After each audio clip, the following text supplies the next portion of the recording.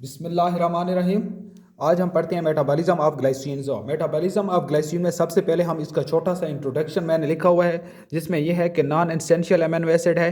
ठीक हो गया। और ये ग्लाइकोजेनिक है, यानी कि प्रिकर्सर ऑफ ग्लूकोज है और मोस्ट एबंडेंट अमीनो एसिड है। हमारे पास एसेंशियल और नॉन एसेंशियल अमीनो एसिड पे मैं एक वीडियो भी बनाऊंगा और एक छोटा सा निमोनिक्स भी होगा कि जिस पे एसेंशियल अमीनो एसिड को कैसे याद रखते हैं और नॉन एसेंशियल अमीनो एसिड्स को। वो तो कोई इतना मुश्किल काम नहीं है। बाकी हो गया ग्लाइकोजेनिक, इस पे ग्लाइकोजेनिक और कीटोजेनिक पे भी एक वीडियो होगी, उस पर भी आप देख सकते हैं कि ग्लाइकोजेनिक और कीटोजेनिक कौन से अमीनो एसिड्स हैं, और एक छोटा सा निमोनिक्स की मदद से। ठीक हो गया। सबसे पहले जो इंपॉर्टेंट पॉइंट्स हैं एमसीक्यूज के लिहाज से कि ग्लाइसिन किन किन चीज़ों से बनता है। ग्लाइसिन थ्रियोनिन से बनता है, सीरीन से बनता है, N5N10 मिथाइलिन टेट्राहाइड्रोफोलेट भी इसमें अहम रोल अदा करते हैं, तो इनसे भी, और CO2 प्लस NH4 इससे भी। ठीक हो गया। तो ग्लाइसिन्स की प्रिपरेशन में इन चीज़ों का बहुत अहम रोल है। तो इन तमाम चीज़ों के नाम आपको याद होने चाहिए कि एमसीक्यूज में ये आ जाएं तो आपको पता हो कि इनसे बनता है। ठीक हो गया। अब ये भी याद रखना है कि थ्रियोनिन से किस तरह बनता है। तो थ्रियोनिन के लिए थ्रियोनिन आल्डोलेज इंजाइम्स की मदद से बना है। ठीक हो गया। ये भी आपको याद हो कि आल्डोलेज इंजाइम्स अकेला जो है वो ग्लाइकोलाइसिस में यूज़ हुआ है। ठीक है। और कहाँ पर यूज़ हुआ है वो भी आपको याद होना चाहिए। तो थ्रियोनिन जो है ना, थ्रियोनिन आल्डोलेज की मदद से ग्लाइसिन बना है। ठीक हो गया। फिर आपके हमारे पास सीरीन जो है, सीरीन हाइड्रोक्सी मिथाइल से ग्लाइसिन बना है, यानी कि सीरीन ग्लाइसिन जो बना है सीरीन हाइड्रोक्सी मिथाइल। ठीक हो गया। तो यहाँ पर भी सीरीन का नाम आया है, उससे ये नाम निकला है। ठीक हो गया। और यहाँ पर आपके लिए क्या ज़रूरत था, आपके पास N5N10 मिथाइलिन टेट्राहाइड्रोफोलेट, तो टेट्राहाइड्रोफोलेट यहाँ पर बना है, तो ये भी यूज़ हुआ है ग्लाइसिन की सिंथेसिस में। तो इसलिए आपको याद होना चाहिए कि threonine, serine, N5N10 methylene tetrahydrofolate हो। ठीक हो गया। तो अब जो है CO2 प्लस NH4 से ग्लाइसिन बना है, और यहाँ पर इंजाइम्स का नाम देखें किस से आया हुआ है, ग्लाइसिन जो प्रोडक्ट है, तो उसके साथ सिंथेज लगता है। जब भी प्रोडक्ट बना हुआ हो और प्रोडक्ट के नाम से इंजाइम्स का हो तो सिंथेज होता है। ठीक है। अब इनके नाम पे है, थ्रियोनिन रिएक्टेंट है, ये भी रिएक्टेंट है, तो फिर नाम भी थोड़ा चेंज होता है, डिफिकल्ट होता है। ये भी आपको याद होना चाहिए कि ग्लाइसिन आपके पास सिंथेज जो है वो पेरिडॉक्सल फॉस्फेट पे डिपेंडेंट है। ठीक हो गया। और यहाँ पर NADH भी यूज़ हुआ है, और यहाँ पर N5N10 मिथाइलिन टेट्राहाइड्रोफोलेट फिर से यूज़ हुआ है। तो याद रखना चाहिए कि threonine, serines, N5N10 methylene tetrahydrofolate, CO2 plus NH4 ये सारे यूज़ हुए हैं सिंथेसिस ऑफ दी ग्लाइसिन में। अब देखते हैं कि डिग्रेडेशन ऑफ ग्लाइसिन, ग्लाइसिन की जब डिग्रेडेशन होती है तो इससे क्या बनता है। ठीक हो गया। तो डिग्रेडेशन ऑफ ग्लाइसिन में आपके पास ग्लाइसिन CO2 प्लस NH4 है। तो ये रिएक्शन बहुत ही इंपॉर्टेंट है। देखो ग्लाइसिन सिंथेज है, पेरिडॉक्सल फॉस्फेट है, सिर्फ ये उलट है। ठीक हो गया कि टेट्राहाइड्रोफोलेट और NAD, जिससे NADH और N5N10 मिथिलीन टेट्राहाइड्रोफोलेट हो।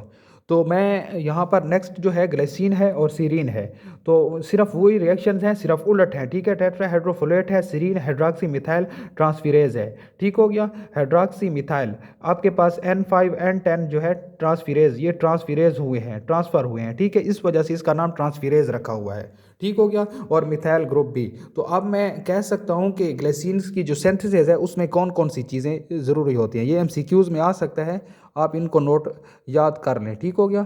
थ्रियोनिन है एक, दूसरा आपके पास सीरीन है। ठीक हो गया। तीसरा आपके पास CO2 प्लस NH4 है।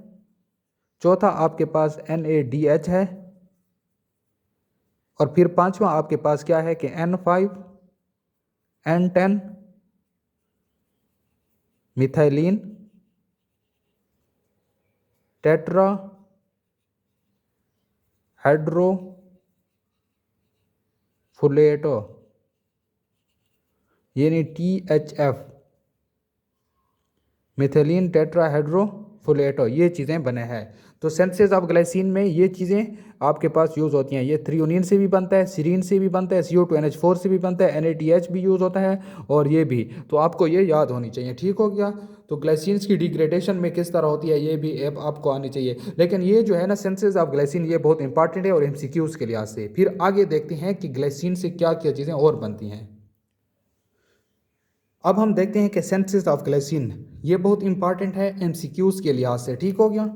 तो ये आपके पास प्यूरिन रिंग की जो फॉर्मेशन है, तो ग्लाइसिन का ये फार्मूला है। ठीक हो गया। ये वैसे याद करना नहीं है, सिर्फ ये देखना है कि ग्लाइसिन ने जो एक एन है ग्लाइसिन का, यहाँ पर ये जो प्यूरिन रिंग में 7 नंबर पे अटैच है और 2 कार्बन इसने दिए हुए हैं, ठीक हो गया। तो ये इसने 2 कार्बन, एक ये कार्बन है और एक ये कार्बन है, तो इसने 2 कार्बन भी यहाँ पर अटैच हैं। तो प्यूरिन रिंग में जो आपके पास ग्लाइसिन है उसने एक एन और 2 कार्बन दिए हुए हैं, ठीक हो गया। ये 4 और 5 और 7 पे, यानी 4 और 5 और 7 पॉइंट पे, 7 पे एक नाइट्रोजन और 2 कार्बन दिए हुए हैं। तो प्यूरिन रिंग की फॉर्मेशन में भी इसका अहम रोल है, ये आपको याद होना चाहिए पॉइंट। फिर आपके पास है सिंथेसिस ऑफ ग्लूटाथियोन। ग्लूटाथियोन का फार्मूला पहले तो आपको याद होना चाहिए कि ग्लूटाथियोन है क्या, ठीक है। तो फिर देखते हैं कि इसकी सिंथेसिस में कौन सी चीज़ें यूज़ हुई हैं, ठीक है। पहले है ग्लूटामेट प्लस सिस्टीन मिलकर क्या बनाते हैं, गेमा ग्लूटामाइल सिस्टीन, ठीक है। तो यहाँ पर गेमा ग्लूटामाइल सिस्टीन ये नाम आया है प्रोडक्ट का, तो सिंथेज लगा है। यहाँ पर एटीपी एक की ज़रूरत हुई है। फिर आपके पास क्या है कि गेमा ग्लूटामाइल सिस्टीन ग्लूटाथियोन्स में, ठीक है, कन्वर्ट हुआ है। तो यहाँ पर क्या चीज़ आई है कि ग्लूटाथियोन सिंथेज, फिर से वही सिंथेज एंजाइम, इस वजह से कि प्रोडक्ट का नाम आया है, एटीपी यूज़ हुए हैं और यहाँ पर ग्लाइसिन चला है, ठीक है। तो आपके पास ग्लूटाथियोन्स में कितने आपके पास ये यूज़ हुए हैं, आपके पास सिस्टीन यूज़ हुआ है, ठीक हो गया। इसकी सिंथेसिस में सिस्टीन यूज़ हुआ है, ग्लाइसिन भी यूज़ हुआ है और ग्लूटामेट भी यूज़ हुआ है, ठीक। तो ये 3 नाम आपको याद होने चाहिए, ठीक है। कौन कौन से, ग्लूटामेट, सिस्टीन और ग्लाइसिन, ये 3 वो स्टार्टर तो याद रहते हैं लेकिन ग्लाइसिन का नाम भूल जाता है, और 2 एटीपी यूज़ हुए हैं।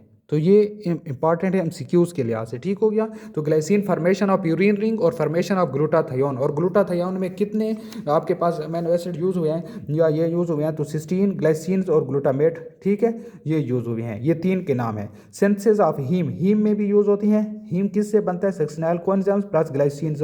आपके पास उसका नाम आया है कि डेल्टा अमीनो लीवोलिनेट, तो ये अमीनो लीवोलिनेट का नाम आया हुआ है, तो सिंथेस का नाम आया हुआ है। बस आपको ये पता हो कि सिंथेसिस ऑफ हीम, और सिंथेसिस ऑफ हीम किससे बनते हैं, ग्लाइसिन प्लस सक्सिनाइल कोएंजाइम्स ए से। तो ये आपको याद होना चाहिए सिंथेसिस ऑफ हीम में कौन कौन सी चीज़ें यूज़ हुई हैं। तो ये इससे भी एमसीक्यू जाते हैं। ये खैर है, प्रोडक्ट क्या बना है इसकी कोई बात नहीं, किस तरह रिएक्शन हुआ है क्योंकि ये है, लेकिन ये प्यूरिन रिंग के फॉर्मेशन में ग्लाइसिन यूज़ हुआ है और इसने 2 कार्बन और 1 नाइट्रोजन दिया है। सिंथेसिस ऑफ ग्लूटाथियोन में भी यूज़ हुआ है और सिंथेसिस ऑफ हीम में भी यूज़ हुआ है। ग्लूटाथियोन में कौन कौन से अमीनो एसिड यूज़ हुए हैं, ये आपको 3 के नाम याद होना चाहिए, सिस्टीन है, ग्लाइसिन है, ग्लूटामेट है और 2 एटीपी यूज़ हुए हैं। और यहाँ पर सिंथेसिस ऑफ हीम में ग्लाइसिन और सक्सिनाइल कोएंजाइम्स ये हुए हैं। एंजाइम्स के नाम नहीं आने चाहिए, कोई प्रॉब्लम नहीं है। अच्छा जी, बायोसिंथेसिस ऑफ क्रिएटिन में भी यूज़ हुआ है। तो बायोसिंथेसिस क्रिएटिन जो है ना, estimation of serum creatinine is used as a diagnostic test to access kidney functions. Creatinine जो है, सीरम क्रिएटिनिन, ये डायग्नोस्टिक टेस्ट होता है किडनी के फंक्शंस के लिए। हम क्रिएटिनिन की, यूरिया की, यूरिक एसिड्स की, कोलेस्ट्रॉल्स की, फैटी एसिड्स की, इन सब की एक वैल्यूज़ पे भी एक वीडियो होगी, ठीक हो गया, वो देख लेंगे, इसमें कोई प्रॉब्लम नहीं है। क्रिएटिनूरिया जो है, increase output of creatine in urea. Creatinuria का क्या मतलब है, increase output of creatine in urea. Creatinuria किस वक्त होता है, जब आपके पास यूरिन में जो है आपके पास क्रिएटिन ज़्यादा होती है यूरिन के अंदर से, ठीक है। क्रिएटिनूरिया का क्या मतलब है कि क्रिएटिन हो यूरिया के अंदर, यूरिन के अंदर। तो किस वक्त होता है, एक बीमारी है डायबिटीज मिलिटस, मस्कुलर डिस्ट्रॉफी और स्टरवेशन और हाइपर थायरोडिज्म में। मस्कुलर डिस्ट्रॉफी किस वक्त होती है, आपके पास फास्फोक्रिएटिन होती है आपके मसल के अंदर। फास्फोक्रिएटिन्स की जब डिग्रेडेशन होगी, यानी कि मस्कुलर डिस्ट्रॉफी होगी, डिग्रेडेशन हो तो क्रिएटिन पैदा होगी, तो क्रिएटिन पैदा होगी तो वो यूरिन में खारिज होगी, ठीक है। तो ये आपके पास ये हो गया। अब बायोसिंथेसिस ऑफ क्रिएटिन में क्या है कि बायोसिंथेसिस ऑफ द क्रिएटिन कहाँ पर होता है, मसल्स में, ब्रेन्स में और ब्लड में। मसल्स भी पता है, ब्रेन और ब्लड। तो अर्जिनिन और ग्लाइसिन मिलकर क्या बनाते हैं, गवानिडो एसीटेट।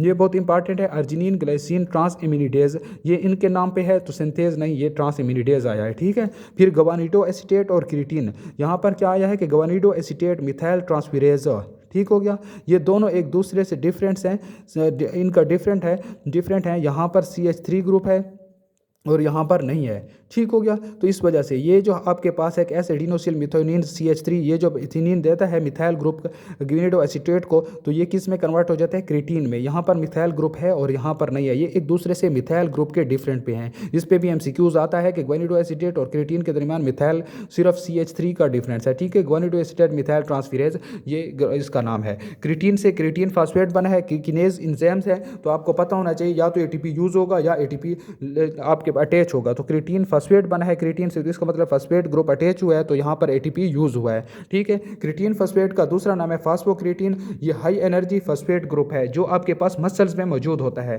फिर आपके पास यहाँ पर क्रिएटिनिन बना है और क्रिएटिनिन यूरिन में रिलीज होता है।